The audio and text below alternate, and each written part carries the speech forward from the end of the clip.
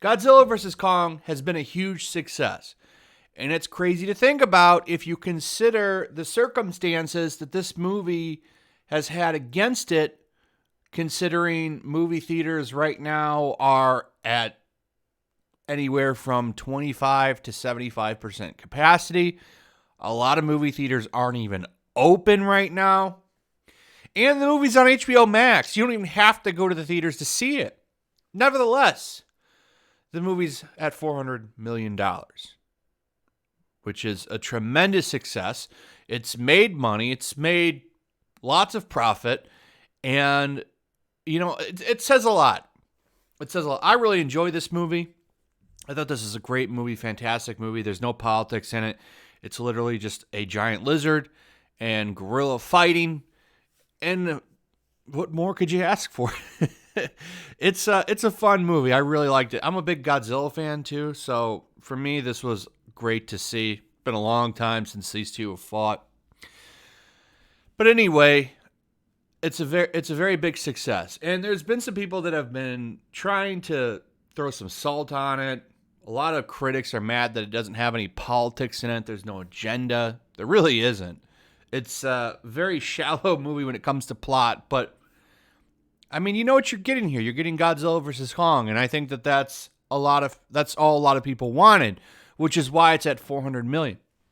A couple of takeaways for this movie with the grand picture here. One, people still want to go to the movies. They still want to go to the movies. And this proves it because, like I said, it's on HBO Max. You don't have to go see it. Two, people just want to be entertained. I think this movie being a success speaks volumes to that people don't want a message. People don't want lectures. People don't want agenda. They just want to be entertained. I really do wonder how this movie would have fanned out if, things weren't so woke. I don't know. I do think Godzilla is a huge property, so there's that to think about too. Critics, they don't quite get the movie. 75% to 91% audience score. This 75%, I'm surprised hasn't gone down a little bit. I'm surprised it's still certified fresh. But look at that difference in the scores here. I mean, that shows you right there. Critics, still out of touch, still trash. And it's funny, I did a video a while ago talking about how these critics, there was a study that this scientist did. It looked like he did it in his spare time, too. It was kind of funny. And he showed, critics are out of touch with the audience. And then some critic is like, well, let me tell you why this scientific study is wrong, and I'm right. It was really funny.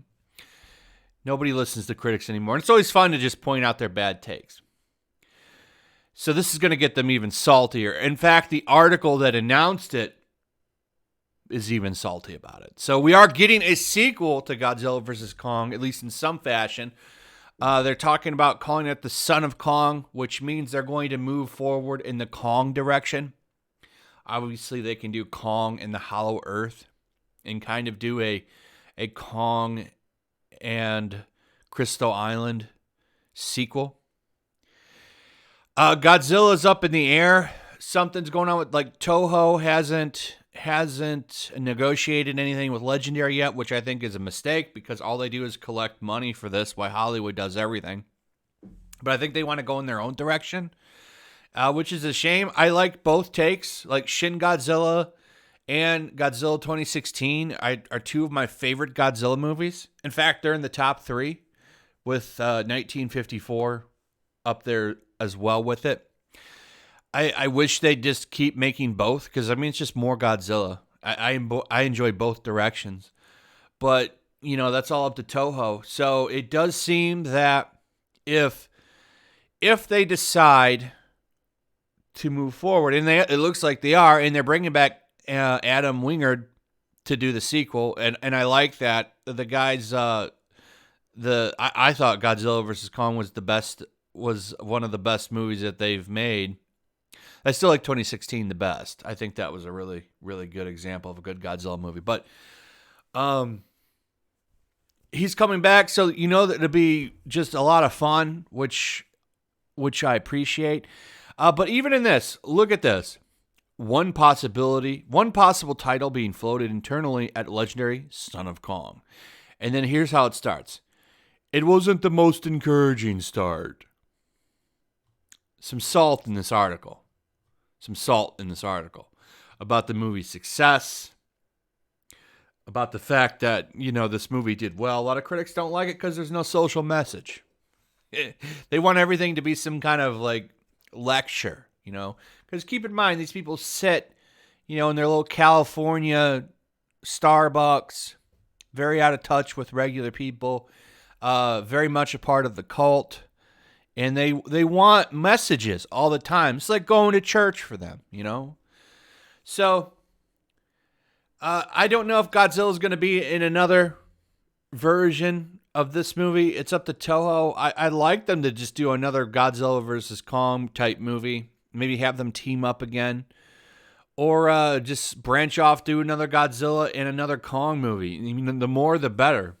Let's just get... I want to get more kaiju movies going on. That would be great. So, at the end of the day, the salt will flow for these goofy cult member critics.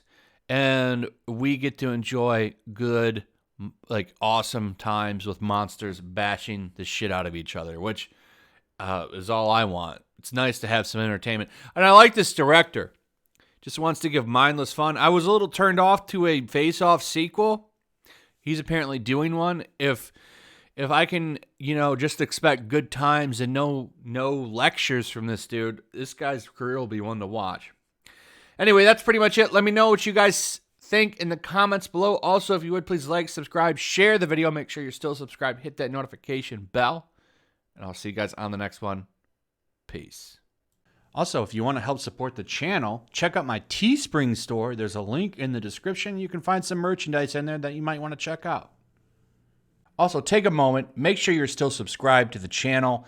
There's something going on right now, and they've been unsubscribing people. So just take a second and double check on that, and subscribe if you're new.